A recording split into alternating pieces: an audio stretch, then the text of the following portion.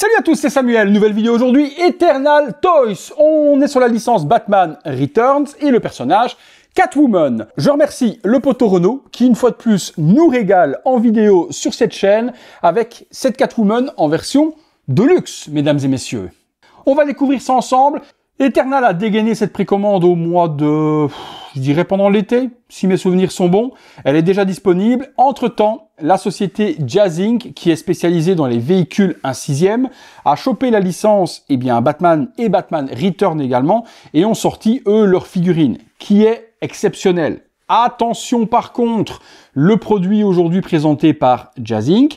est un produit prototype, peint par une artiste russe extrêmement talentueuse qui est Violetta Vitroka, mais on ne sait pas du tout ce que donnera l'usine de production de chez Jazz Inc., qui n'a aujourd'hui sorti aucune figurine 1/6e. Donc je reste méfiant pour le moment sur la Jazz Inc., que vous aurez forcément sur la chaîne, et je pense qu'on aura la version Ultimate grâce au poteau Michael, qui l'a prise et qui me permettra certainement d'en faire la vidéo. Dans cette version Ultimate de chez Jazz Inc., il y a une version clean, une version Battle Damage et un superbe diorama.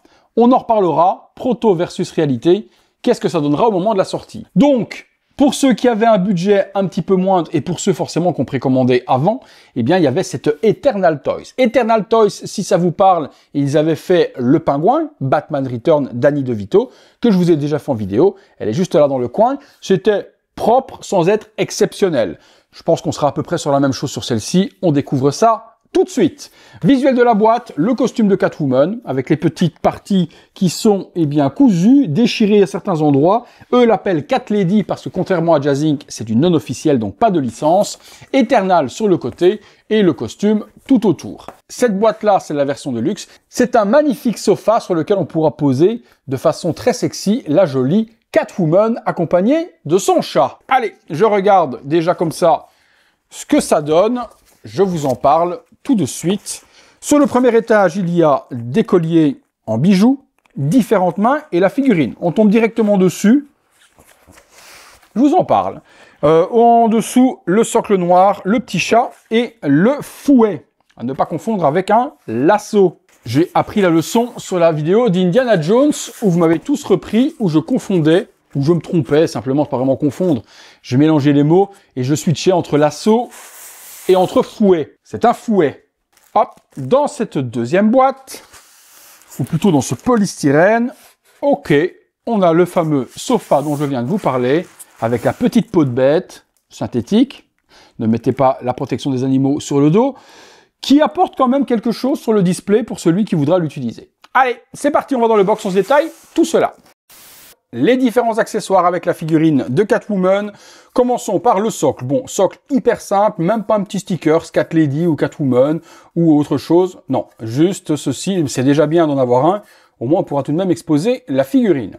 Nous avons ensuite le petit chat qui est ici. Il est couché, il peut se mettre sur le sofa ou vous pourrez le mettre également sur le petit socle au pied de Catwoman. La réalisation est pas dégueulasse, hein, les yeux sont bien peints, ils ne louchent pas, le poil est plutôt propre, la position est naturelle également. Bon petit item. On retrouve le fouet de Catwoman et il m'a l'air d'être en cuir. Je pensais qu'il ferait un truc en plastique pour aller au plus simple, mais il est torsadé en cuir. Donc très bonne surprise concernant ce fouet.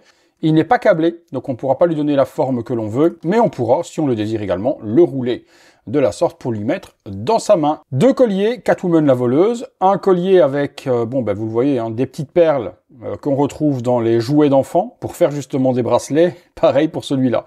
6 mains additionnelles et 2 mains sur la figurine. Concernant les mains, par contre, ils ont poussé le détail. On a bien sur chaque bout des doigts, les ongles crochus des mains de Catwoman.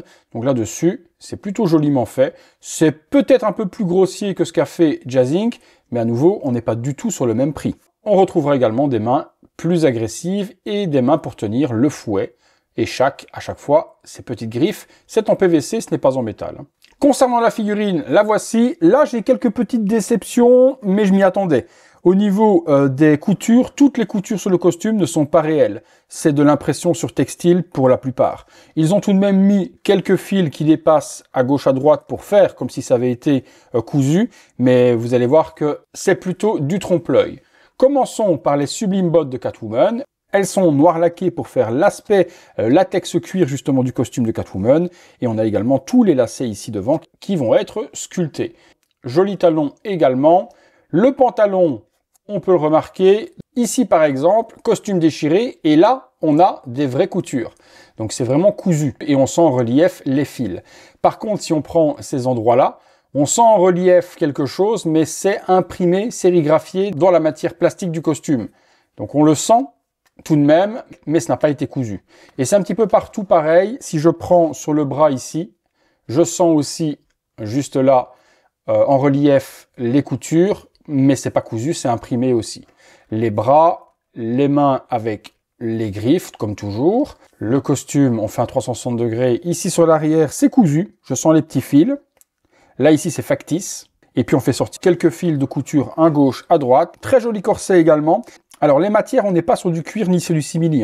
Elle ne s'effritera jamais dans le temps. On est sur un plastique imitation latex. Donc, aucune inquiétude là-dessus. Votre figurine ne tombera pas en lambeaux comme la Catwoman Hot Toys, par exemple.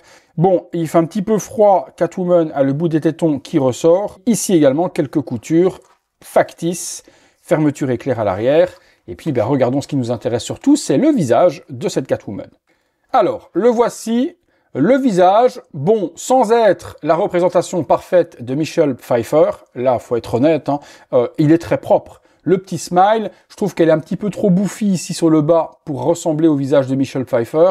Les yeux, ça pourrait faire le taf. Ça reste une très belle Catwoman pour celui qui a un budget moindre que Jazzing, parce que Jazzing, la version régulière, je pense de base, on était pratiquement à 400 €. Là, on divise par 2 le prix de la figue. Donc, rapport qualité-prix pour celui qui n'aura pas le budget de la Jazzing, elle fera largement le taf. Le paint, par contre, est exceptionnel, vraiment super beau. Le rouge à lèvres ne déborde pas, les yeux bleus sont magnifiques. Regardez le paint des yeux, comment il est propre. Sourcils également. Et le masque n'a pas à rougir. On a cet aspect latex aussi. Les coutures, tout est en relief sculpté. Ce ne sont pas des parties qui ont été cousues en tissu.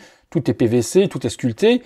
Mais même les petites coutures sont bien peintes et ça ne déborde pas. Regardez ici. Et là, le masque est déchiré à certains endroits, à gauche et à droite. Il n'y aura pas de tête. Ouf, je viens de lui faire un 360 degrés à la Reagan, la pauvre. Il n'y a pas donc, je disais, deux têtes alternatives. Il y a juste celle-ci. On n'en aura pas une Battle Damage comme Jazzing le propose. Et on n'en a pas non plus une non masquée avec le visage de Michelle. Vous me direz, comme d'habitude, ce que vous pensez de ce visage. Est-il correct ou pas du tout? J'attends votre avis. Allez, on passe sur le sofa. Concernant le sofa, le voici. Il est tout en résine, très lourd. On a un aspect cuir sur la partie de l'assise.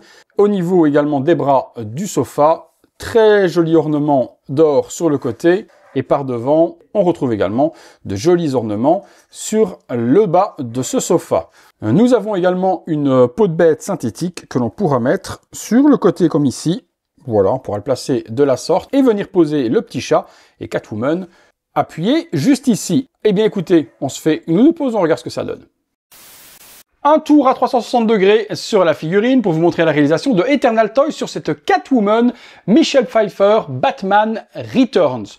On peut le constater que, sans être exceptionnelle, elle fait largement le taf. Pour quelqu'un qui voudra une Catwoman dans sa collection, celle-ci sera parfaite accompagnée du pingouin et de Batman Michael Keaton.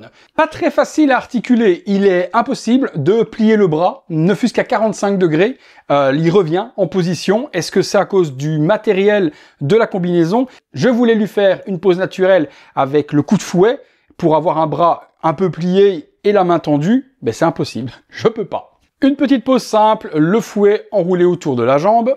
Ceux qui auront pris la version de luxe, eh bien vous pourrez faire cette pose sur le sofa. Pour moi, vraiment, l'intérêt de cette version de luxe, c'est vraiment de l'exposer de la sorte.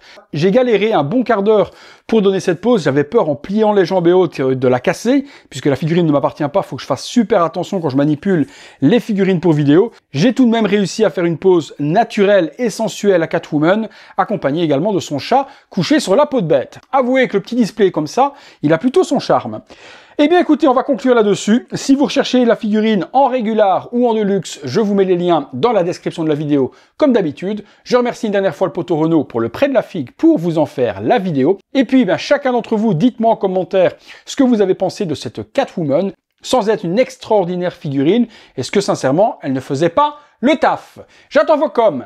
Allez les amis, si vous avez aimé la vidéo comme d'habitude, le gros like, l'abonnement, la petite cloche, les notifications, comme d'habitude également. Vous voulez voir ces vidéos en avant-première, il y a le bouton rejoindre. À très bientôt pour une prochaine vidéo.